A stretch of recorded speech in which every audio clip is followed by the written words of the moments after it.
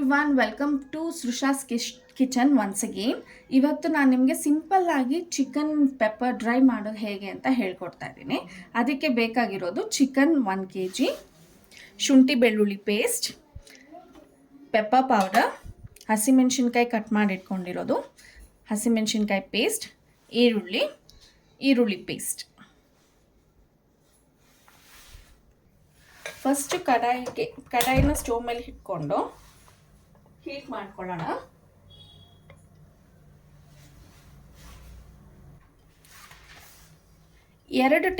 ಎರಡು ಸ್ಪೂನಷ್ಟು ಎಣ್ಣೆ ಹಾಕ್ಕೊಂಡಿದ್ದೀನಿ ನಾನು. ನೋಡಿ, ಎಣ್ಣೆ ಕಾಯ್ತಾ ಇದ್ದ ಹಾಗೆ ಈಗ ಎಣ್ಣೆ ಬಿಸಿ ಆಗಿದೆ. ನೋಡಿ, ಈರುಳ್ಳಿ ಹಾಕೋತಾ ಇದ್ದೀನಿ ಫ್ರೈ ಆಗಲಿಕ್ಕೆ.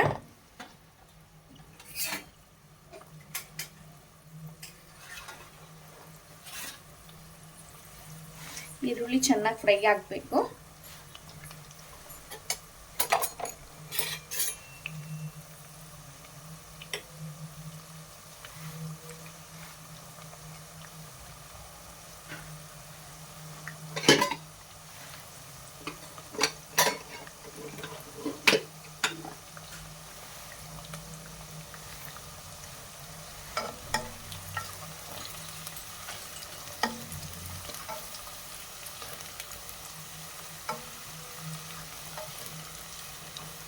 ನೋಡಿ, ಈರುಳ್ಳಿ ಫ್ರೈ ಆಗಿದೆ ಆಲ್ಮೋಸ್ಟ್. ಈರುಳ್ಳಿ ಫ್ರೈ ಆಗ್ತಾ ಇದ್ದಂಗೆ ಬೆಳ್ಳುಳ್ಳಿ ಪೇಸ್ಟ್ 2 ಸ್ಪೂನು. ನೀವು ಬೆಳ್ಳುಳ್ಳಿ ಪೇಸ್ಟ್ 2 ಸ್ಪೂನ್ ಹಾಕಿದ್ರೆ ಶುಂಠಿ ಪೇಸ್ಟ್ 1 ಸ್ಪೂನ್ ಮಾತ್ರ ಹಾಕಬೇಕು. ಜಾಸ್ತಿ ಹಾಕಿದ್ರೆ ಕಹಿ ಬಂದ್ಬಿಡತ್ತೆ ಶುಂಠಿ.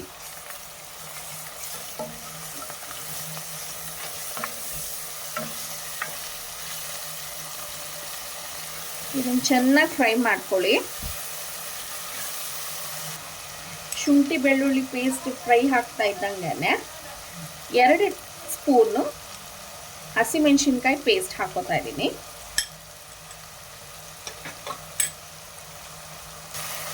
ನೀವು ಹಸಿಮೆಣಸಿನ್ಕಾಯಿನ ಸ್ವಲ್ಪ ಕಡಿಮೆ ಮಾಡಿ ನಾನು ಸ್ವಲ್ಪ ಪೆಪ್ಪರ್ನ ಜಾಸ್ತಿ ಹಾಕೋತೀನಿ ಅನ್ನೋರು ಬರೀ 1 ಸ್ಪೂನ್ ಮಾತ್ರ ಹಾಕೊಳ್ಳಿ ಹಸಿಮೆಣಸಿನ್ಕಾಯಿನ.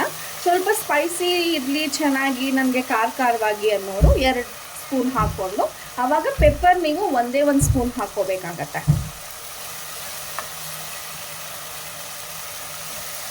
ಇದಕ್ಕೆ 1 ಚಿಟಿಕೆ ಅಷ್ಟು ಅರಿಶಿನ ಹಾಕ್ಕೊಳ್ಳಿ, ಯಾಕಂದರೆ ಹಸಿ ವಾಸನೆ ಬಿಟ್ಕೊಳ್ಳುತ್ತೆ.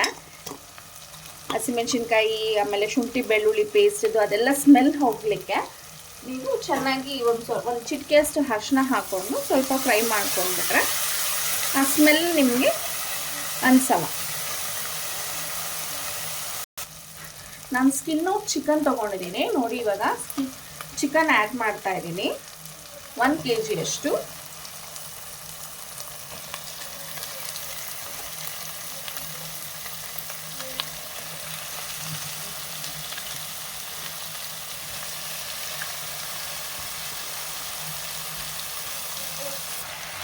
ನೋಡಿ, ಚಿಕನ್ ಹಾಕೊಂಡು ಚೆನ್ನಾಗಿ ಈ ಥರ ಮಿಕ್ಸ್ ಮಾಡಿ.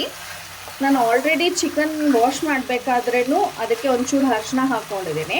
ಅದಲ್ಲದೆ ಇವಾಗ ಮತ್ತೆ ನಾವು ಆ ಪೇಸ್ಟ್ ಎಲ್ಲ ಹಾಕಿದಾಗ ಹಸಿ ವಾಸನೆ ಹೋಗಲಿ ಅಂತ ಅರಿಶಿನ ಹಾಕಿರ್ತೀವಿ, ಸಾಕು. ಮತ್ತೆ ಆ್ಯಡ್ ಮಾಡಲಿಕ್ಕೆ ಹೋಗಬೇಡಿ. ಈಗ ನಾವು ಇದಕ್ಕೆ ಒಂಚೂರು ಉಪ್ಪು ಹಾಕಿ ಲಿಡ್ ಕ್ಲೋಸ್ ಮಾಡೋಣ. ನೋಡಿ, 1-2 ಸ್ಪೂನ್ಸ್ ಅಷ್ಟು ಕಲ್ಲು ಉಪ್ಪು ಹಾಕೊಳ್ಳಿ.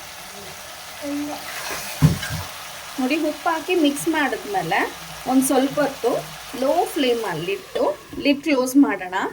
ಯಾಕಂದರೆ ಚಿಕನಲ್ಲಿರೋ ನೀರು ಬಿಟ್ಕೊಂಡು ಅದು ಬೇಯಬೇಕು, ಅದರೊಳಗಡೆನೆ ಆ ನೀರಲ್ಲೇ ಬೇಯಬೇಕು. ಎಕ್ಸ್ಟ್ರಾ ಆ್ಯಡೆಡ್ ನೀರು ಹಾಕಬಾರ್ದು, ಆವಾಗ ಅದೇನಾಗ್ಬಿಡುತ್ತೆ, ಟೇಸ್ಟ್ ಕಳ್ಕೊಂಡ್ಬಿಡುತ್ತೆ ಅದರದ್ದು.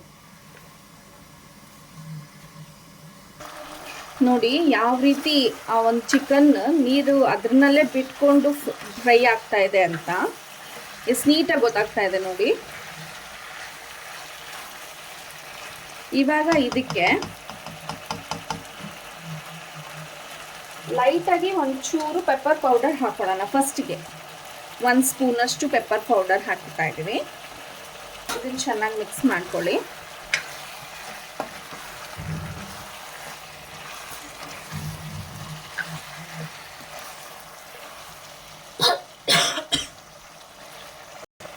ಒಂಚೂರು ಪೆಪ್ಪರ್ ಪೌಡರ್ ಹಾಕಿ ಮಿಕ್ಸ್ ಮಾಡಿದ ತಕ್ಷಣ ಇನ್ನೊಂದು ಸ್ವಲ್ಪ ಅದನ್ನು ಬೇಗ ಬಿಡ್ತೀನಿ. ನೋಡಿ ಯಾವ ರೀತಿ ಪ್ರತಿಯೊಂದು ಪೀಸಸ್ಗೂ ನಾವು ಹಾಕಿರೋ ಪೇಸ್ಟ್ ಯಾವ ರೀತಿ ಅಂಟ್ಕೊಂಡಿದೆ ಅಂತ.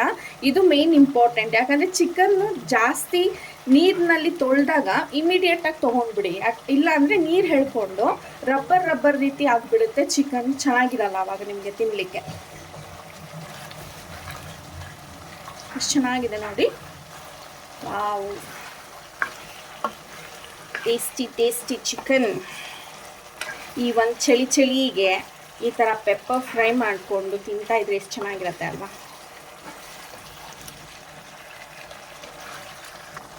ಇದು ಆಲ್ಮೋಸ್ಟ್ ಒಂದು 3/4 ಭಾಗ ಚಿಕನ್ ಕುಕ್ ಆಗ್ತಾ ಇದೆ ಅನ್ನೋ ಅಷ್ಟರಲ್ಲಿ 2 ಟೀ ಸ್ಪೂನಷ್ಟು ಗರಂ ಮಸಾಲ ಪೌಡರ್ ಹಾಕೋತಾ ಇದ್ದೀನಿ ನಾನು.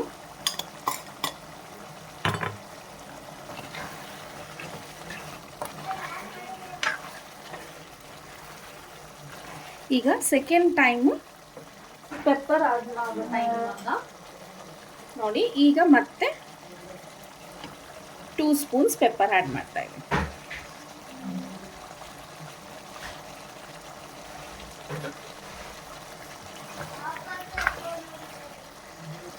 ಇದನ್ನು ಒಂದು ಸ್ವಲ್ಪ ಫ್ರೈ ಆಗಕ್ಕೆ ಬಿಡೋಣ.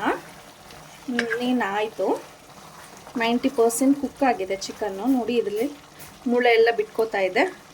ಮಾಂಸ ಎಲ್ಲ ಮೂಳೆಯಿಂದ ಸಪ್ರೇಟ್ ಆಗ್ತಾ ಇದೆ. ಓಕೆ, ಸ್ವಲ್ಪ ಹೊತ್ತು ಸಿಮ್ಮಲ್ಲಿ ಇಟ್ಬಿಟ್ಟು ಲಿಡ್ ಕ್ಲೋಸ್ ಮಾಡಿಬಿಡೋಣ. ಒಂದು 5 ಮಿನಿಟ್ಸ್ ಕುಕ್ ಮಾಡೋಕ್ಕೆ ಬಿಡೋಣ. ವಾವ್, ನೋಡಿ ಚಿಕನ್ ಎಷ್ಟು ಚೆನ್ನಾಗಿ ಕುಕ್ ಆಗಿದೆ. ಇದಕ್ಕೆ ಫೈನಲ್ ಟಚ್ಚು. ಈಗ ಒಂದು ಸ್ವಲ್ಪ ಹಸಿಮೆಣ್ಸಿನ್ಕಾಯಿ ಸ್ಟಾರ್ಟಿಂಗಲ್ಲೇ ತೋರಿಸಿದ್ನಲ್ಲ, 1-2 ಕಟ್ ಮಾಡಿ ಇಟ್ಕೊಂಡಿದ್ದೀನಿ ಅಂತ, ಅದನ್ನು ಈ ರೀತಿ ಮೇಲೆ ಹಾಕ್ಕೊಳ್ಳೋಣ. ನಮ್ಮ ಮನೇಲೆಲ್ಲ ಸ್ಪೈಸಿ ಜಾಸ್ತಿ ತಿನ್ನೋದ್ರಿಂದ ನಾನು ಸ್ವಲ್ಪ ಖಾರ ಜಾಸ್ತಿ ಆ್ಯಡ್ ಮಾಡ್ತೀನಿ. ನಿಮಗೆ ಯಾವ ರೀತಿ ಬೇಕು ಖಾರ ಅದನ್ನು ನೋಡ್ಕೊಂಡು ಆ್ಯಡ್ ಮಾಡ್ಕೊಳ್ಳಿ. ಇದಕ್ಕೆ ಕೊತ್ತಂಬರಿ ಪುದೀನ ಸಣ್ಣಕ್ಕೆ ಹೆಚ್ಕೊಂಡಿದ್ದೀನಿ. ಒಂಚೂರು ಕರಿಬೇವನ್ನ 2 ಎಲೆ ಕರಿಬೇವನ್ನ ಈ ಥರ ಕಟ್ ಮಾಡಿ ಗಾರ್ನಿಷಿಂಗ್ಗೆ ಹಾಕ್ತಾ ಇದ್ದೀನಿ. ಫ್ಲೇವರ್ ಚೆನ್ನಾಗಿರುತ್ತೆ ಅಂತ.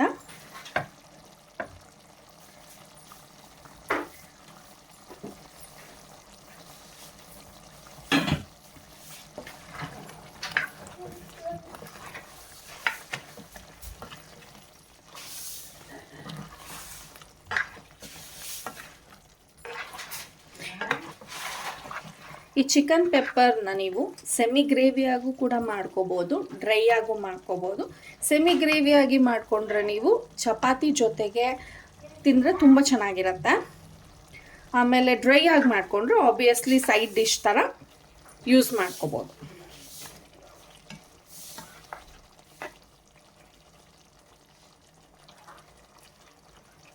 ನೋಡಿ, ಬರೀ ಈ ಥರ ಸ್ಪೂನಲ್ಲಿ ಹಿಂಗೆ ಕಟ್ ಮಾಡಿದ್ರೇ ಪೀಸಸ್ ಯಾವ ರೀತಿ ಸಾಫ್ಟಾಗಿ ಕಟ್ ಆಗ್ತಾ ಇದೆ ಅಂತ.